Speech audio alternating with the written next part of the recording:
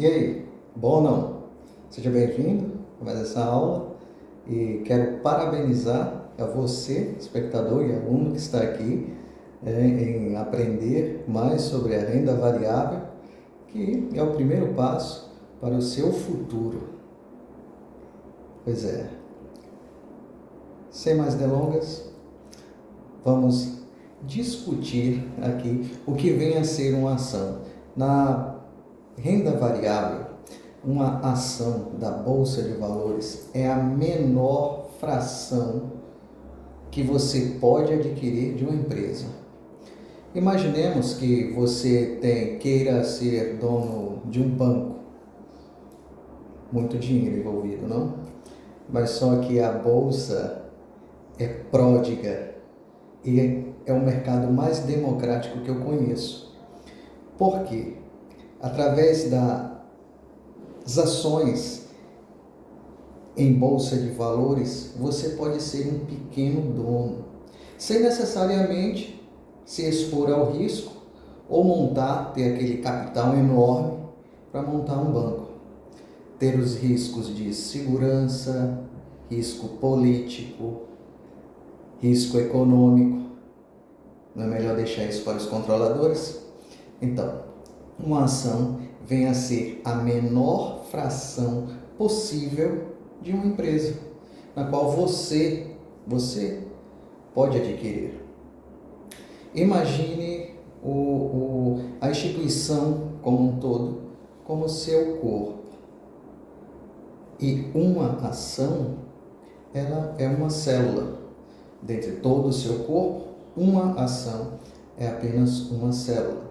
Um conjunto de ações no qual faz você ter uma posição acionária relevante, teria como, nesta analogia do corpo, como se fosse um órgão, no qual o cérebro são os seus controladores, acionistas de referência controladores.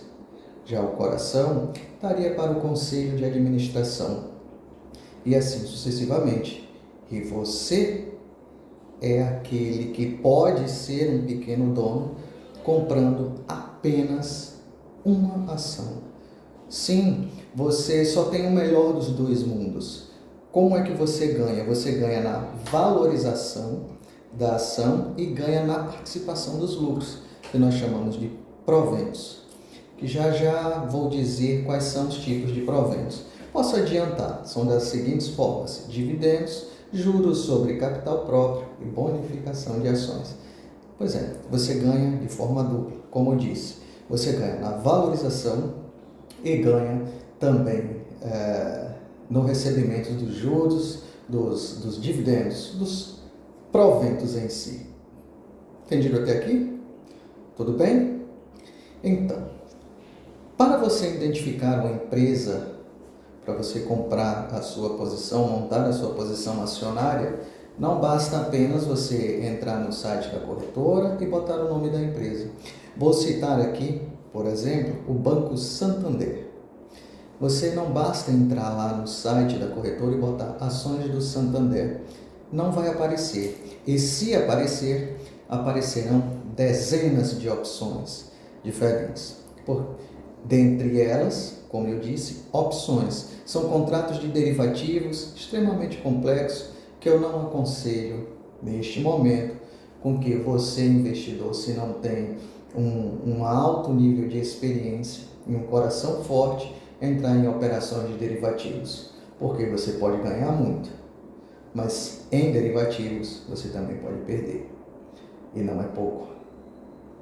Além de que você não pode, ao meu ver, ser considerado um pequeno dono, porque afinal você tem contratos, você não tem a participação acionária em si, a não ser que seu contrato vença e você adquira a compra das ações. Eu estou dando o exemplo de você não ser dono quando você aluga as ações. Viu como é complexo? Vamos deixar a parte de derivativos para um outro momento, tá bom?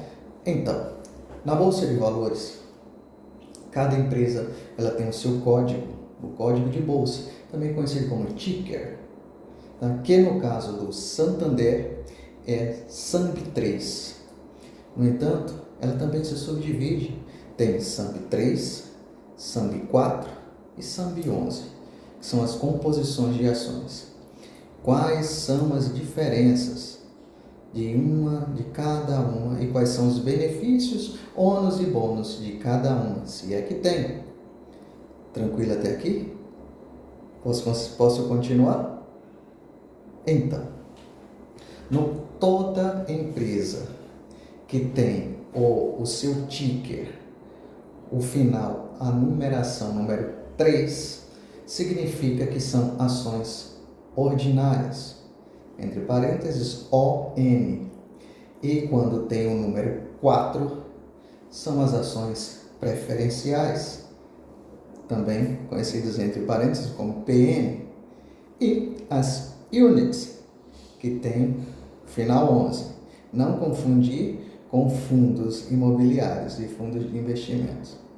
Tá bom? Vamos explicar cada uma e as diferenças.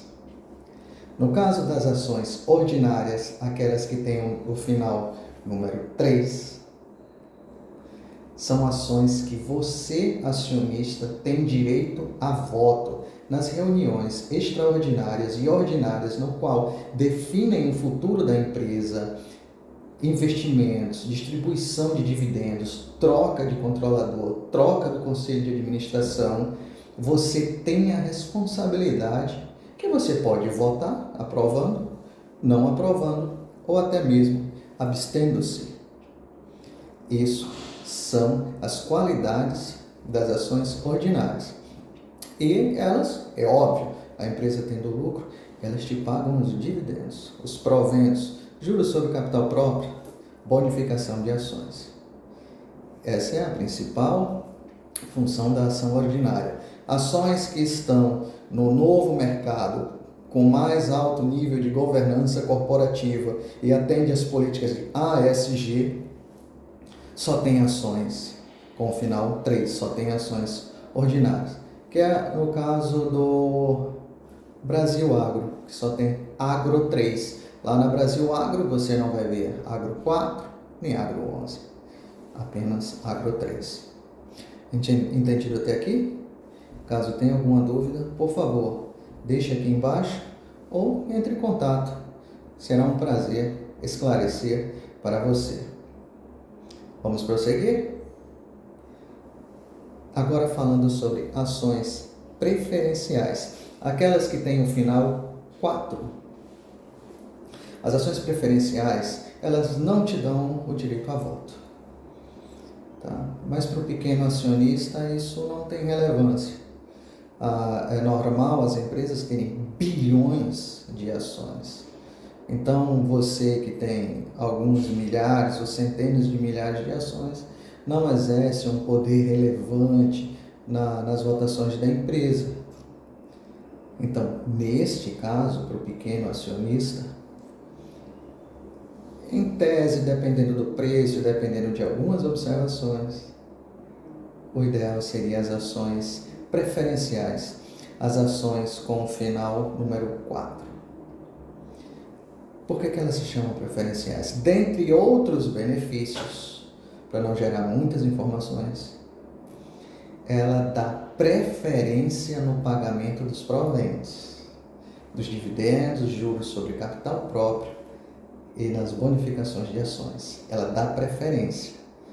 Entre os acionistas ordinários e os preferenciais, os portadores das ações preferenciais têm a preferência no recebimento, em detrimento daqueles que têm as ações ordinárias.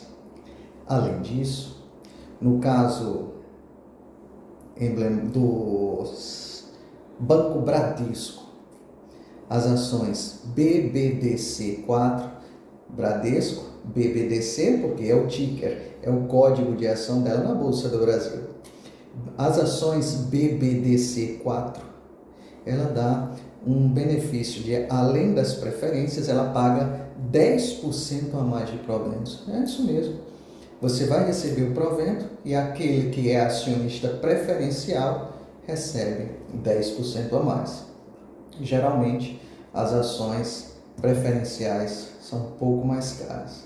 No entanto, Se elas não estiverem mais caras e pagam 10% a mais de proventos, por que não escolhê-las ao invés das ações ordinárias?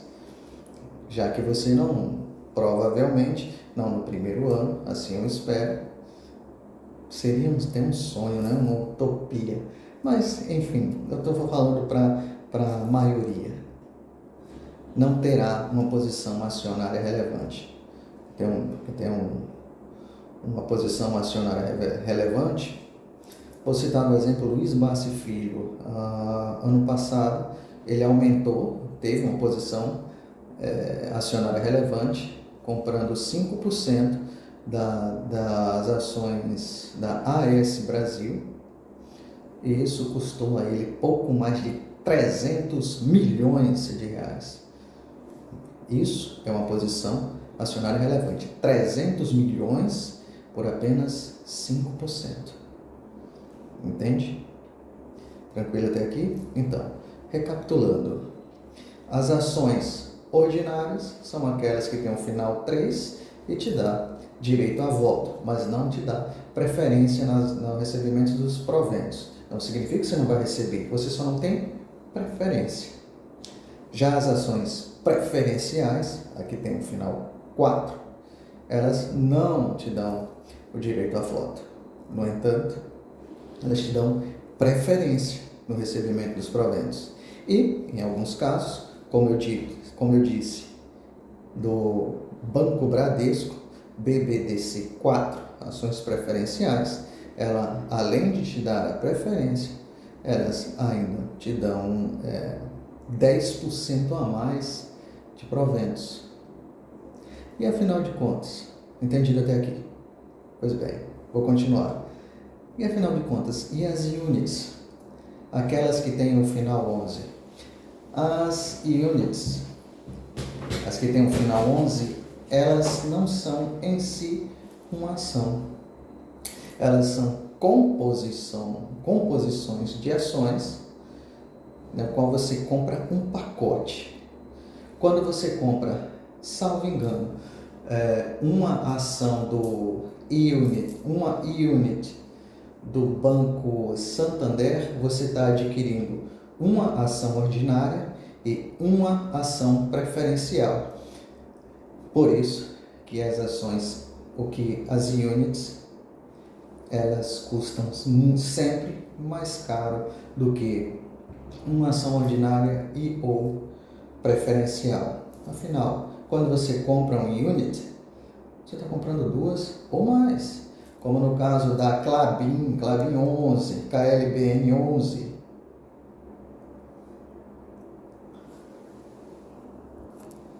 KLBN 11, você vai ter uma composição de 4 ações. Não lembro agora quantas ordinárias e quantas preferenciais, mas para você ter uma noção, o valor hoje, 2024, no ano de 2024, enquanto uma ação da Klabin custa R$ 4,50, preferencial ou ordinária fica orbitando nesse valor de R$ 4,50, uma unit custa 21. Fazendo os cálculos, você vê que ela realmente é mais cara, mas é uma composição de ação. Tá? E na parte dos proventos, você também recebe, e é óbvio. No caso, vamos voltar ao exemplo do Santander, que uma unit, a composição de 2 ações. É óbvio que o provento que você recebe, ele será compatível à quantidade de ações que você tem. Entendido até aqui? Vamos dar uma pausa e daqui a pouco eu volto.